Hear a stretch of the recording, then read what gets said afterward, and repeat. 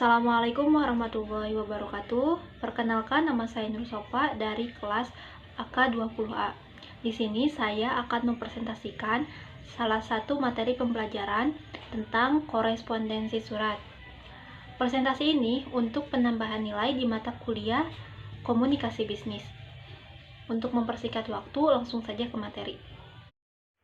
Untuk menjelaskan materi pembahasan tentang korespondensi surat ini, saya menentukan topik pembahasan yang akan saya bahas. Yang pertama adalah pengertian surat dan surat bisnis. Yang kedua, fungsi surat bisnis, dan yang ketiga, pengelompokan surat. Sebelum ke topik pembahasan yang tadi, sebelumnya saya itu akan menjelaskan tentang korespondensi surat terlebih dahulu. Korespondensi berasal dari kata korespondensi, itu berasal dari bahasa Inggris, atau korespondenties yang berasal dari bahasa Belanda, yang berarti hubungan yang terjadi antara pihak-pihak terkait. Korespondensi merupakan salah satu bentuk komunikasi verbal yang digunakan untuk menyampaikan pesan-pesan bisnis maupun non-bisnis kepada pihak lain. Umumnya, korespondensi berkaitan dengan suatu proses penyampaian pesan dalam bentuk surat, memo, proposal, agenda, maupun bentuk laporan. Untuk yang selanjutnya ada pengertian surat dan surat bisnis. Pengertian surat, kata surat itu berasal dari bahasa Arab, yaitu surah, yang berarti suatu sarana komunikasi untuk menyampaikan pernyataan atau pikiran secara tertulis kepada orang lain. Sedangkan surat bisnis adalah jenis surat yang memiliki fungsi sebagai alat komunikasi tertulis untuk berbagai tujuan bisnis dan dunia kerja. Tujuannya pun bermacam-macam, mulai dari undangan, kesepakatan, informasi, pernyataan, dan lain sebagainya. Untuk yang selanjutnya, ada fungsi surat bisnis. Nah, fungsi surat bisnis ini ada 7. Yang pertama, surat sebagai wakil atau duta bagi pengirim surat. Untuk yang kedua, alat untuk menyampaikan pemberitahuan, permintaan, permohonan, dan buah pikiran atau gagasan yang berkaitan dengan masalah-masalah bisnis. Untuk yang ketiga adalah alat bukti tertulis atau dokumen tertulis. Misalnya surat perjanjian jual beli, perintah kerja, surat kerjasama, dan bukti surat tanda terima. Untuk yang selanjutnya, fungsi surat bisnis itu adalah alat untuk mengingat. Misalnya surat-surat bisnis yang diarsipkan. Pada saat dibutuhkan, surat-surat tersebut dapat dilihat atau dicek kembali untuk mengingat berbagai kegiatan yang telah dilakukan di masa lalu atau sebelumnya. Untuk yang kelima, fungsi surat itu adalah buku sejarah atau historis. Misalnya surat izin pendirian usaha, surat kepanitiaan, dan surat penggabungan usaha atau merger. Untuk yang keenam, ada fungsi surat bisnis itu pedoman kerja. Kenapa pedoman kerja? Ya, misalnya gini, surat keputusan dan surat perintah atau instruksi. Surat-surat bisnis berfungsi sebagai pedoman atau acuan dalam melaksanakan suatu kegiatan bisnis. Untuk yang terakhir, fungsi surat bisnis itu adalah media promosi bagi pengirim surat. Dalam perkembangannya, surat bisnis juga dapat digunakan oleh si pengirim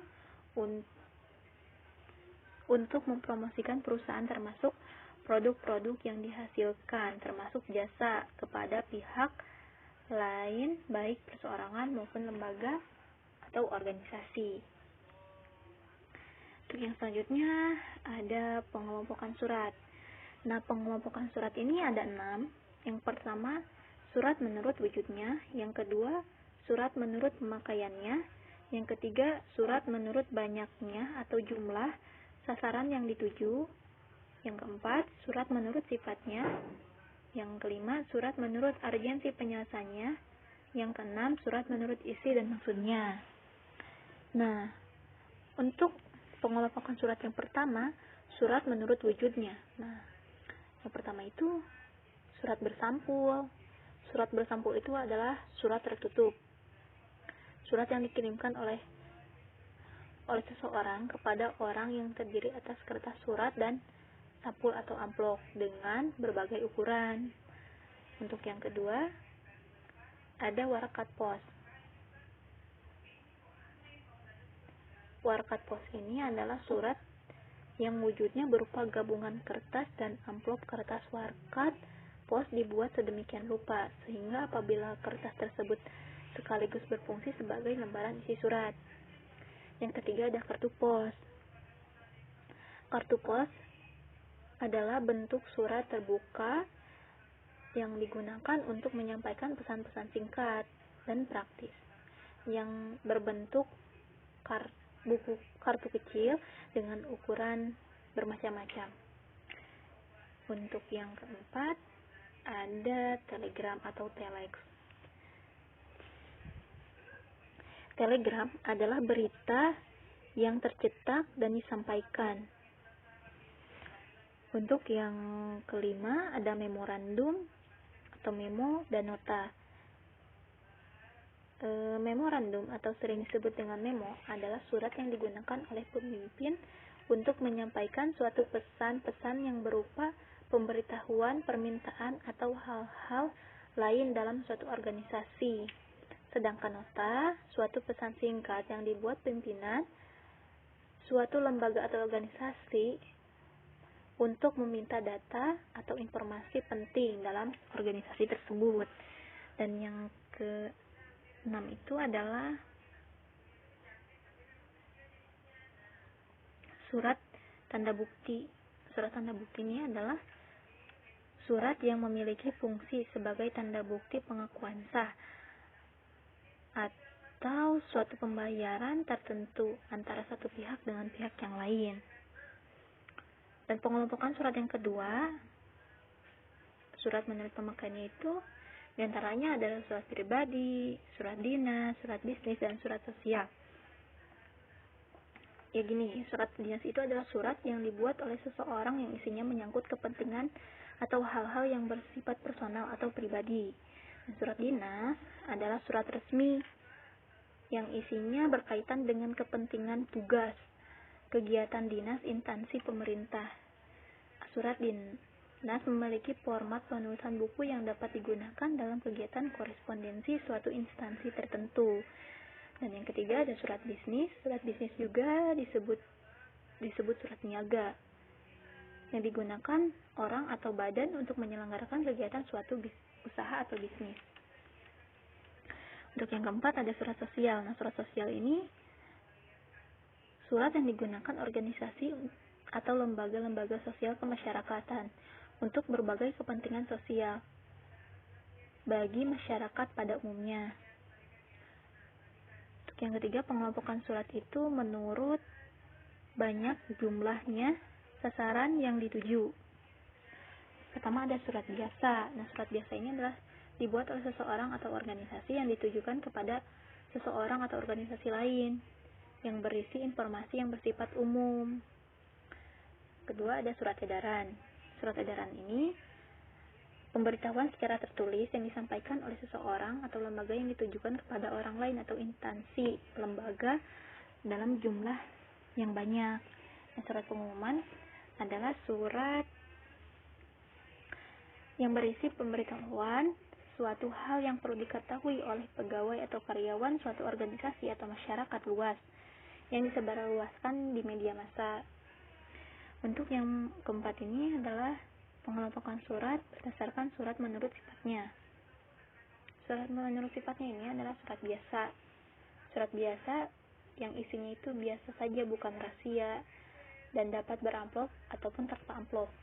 Untuk yang kedua, surat konfidensial atau terbatas. Surat konfidensial adalah surat yang termasuk rahasia, tetapi terbatas untuk kalangan tertentu.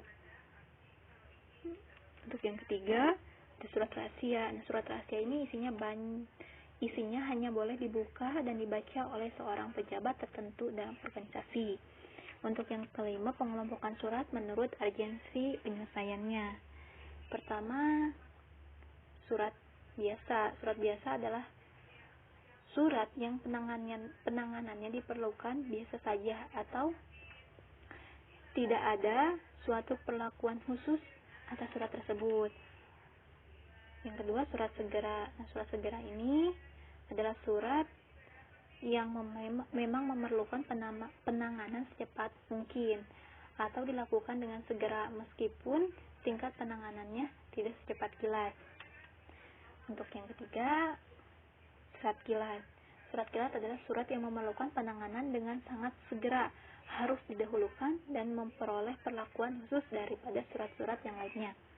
Nah, untuk yang keenam ini ada pengelompokan surat menurut isi dan maksudnya. Penggolongan surat menurut isi dan maksudnya sangat tergantung pada maksud dan tujuan pengirim surat. Oleh karena itu, jenis surat ini sangat bervariasi. Misalnya, surat pesanan produk, surat keterangan, surat pemberitahuan, surat permintaan informasi, dan surat perintah kerja, dan lain sebagainya. Terima kasih. Nah, itu pembahasan yang dapat saya bahas tentang korespondensi surat ini. Saya berharap dengan presentasi ini saya mendapatkan nilai yang baik dan bagus dari Ibu dosen pengampu mata kuliah komunikasi bisnis. Terima kasih atas perhatiannya. Billahi taufiq wal hidayah. Wassalamualaikum warahmatullahi wabarakatuh.